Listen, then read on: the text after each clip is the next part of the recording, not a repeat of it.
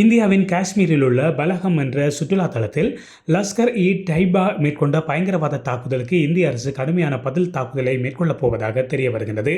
இந்தியாவின் பதில் தாக்குதல் எதிரிக்கு மிகுந்த தாக்கத்தை ஏற்படுத்தக்கூடியதாக இருக்க வேண்டும் என்பதில் இந்தியாவின் அரசியல் மற்றும் இராணுவ தலைமைகள் உறுதியாக இருப்பதாகவும் தெரிய வருகின்றது. இந்த தாக்குதல் பற்றி இந்திய பிரதமர் நரேந்திர மோடி கூறுகின்ற போது, எதிரிகளால் கற்பனை செய்ய முடியாத அளவுக்கு இந்தியாவின் பதில் தாக்குதல் இருக்கும் என்று எச்சரிக்கை விடுத்துள்ளார். பீகாரில் அவர் விடுத்திருந்த எச்சரிக்கையின் வார்த்தைகளை ஆராய்ந்து பார்க்கின்ற போது, இந்தியாவின் பதிலடி என்பது வெறுமனே லஷ்கர் இ டைபா என்கின்ற அமைப்பை கடந்து இந்தியா பாகிஸ்தானை நேரடியாக குறிவைக்கின்றது என்பது தெளிவாக தெரிகின்றது. இதேவேளை ஜம்மு காஷ்மீரின் பெஹல்காமில் செவ்வாயன்று நடந்த தீவிரவாத தாக்குதலில் சுற்றுலா பயணிகள் 26 பேர் பரிதாபகரமாக உயிரிழந்திருந்தனர். எதிர்பாராத விதமாக நடந்த இந்த கொடூர தாக்குதலை தொடர்ந்து அவசரமாக நாடு திரும்பிய பிரதமர் மோடி பாதுகாப்பான அமைச்சரவை குழுவுடன் கூட்டம் நடத்தினார். இதன்போது இந்தியா பாகிஸ்தான் இடையில் 1960ஆம் ஆண்டு கையெழுத்தான சிந்து நதி நீர் ஒப்பந்தம் நிறுத்தி வைக்கப்படுவதாக இந்திய அரசு நேற்றைய தினம் அறிவித்தது. அதனைத் தொடர்ந்து இன்று பாகிஸ்தானுக்கு செல்லும் சிந்து நதி நீரை இந்தியா நிறுத்தியுள்ளது. பாகிஸ்தான் எல்லை தாண்டிய பயங்கரவாதத்தை ஆதரிப்பதை நிறுத்தும் வரை இந்த தடை நடைமுறையில் இருக்கும் என்றும் இந்திய அரசாங்கம் அறிவித்துள்ளது.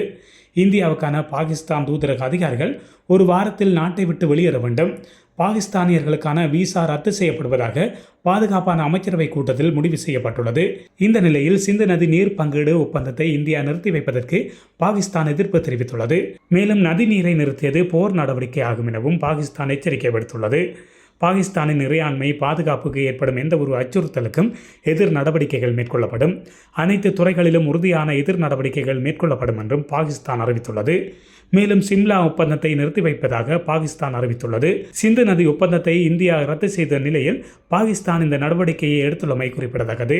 இந்த ஒப்பந்தத்தின் விதிமுறைகளின்படி எந்த ஒரு நாடும் தன்னிச்சையாக இந்த ஒப்பந்தத்தை ரத்து செய்யவோ அல்லது மாற்றவோ முடியாது. இரு நாடுகளும் ஒன்று கூடி கலந்து ஆலோசித்து இந்த ஒப்பந்தத்தில் மாற்றங்களை செய்யலாம் அல்லது ஒரு புதிய ஒப்பந்தத்தை உருவாக்கலாம் என பாகிஸ்தான் சிந்து நீர் ஆணையாளராக இருந்த ஜமாத் அலி ஷா தெரிவித்துள்ளார். இதுபோன்ற செய்திகளை, சுவாரஸ்யமான தகவல்களை உடனுக்குடன் அறிந்து கொள்ள உண்மை சேனலினை சப்ஸ்கிரைப் செய்து இணைந்திருங்கள்.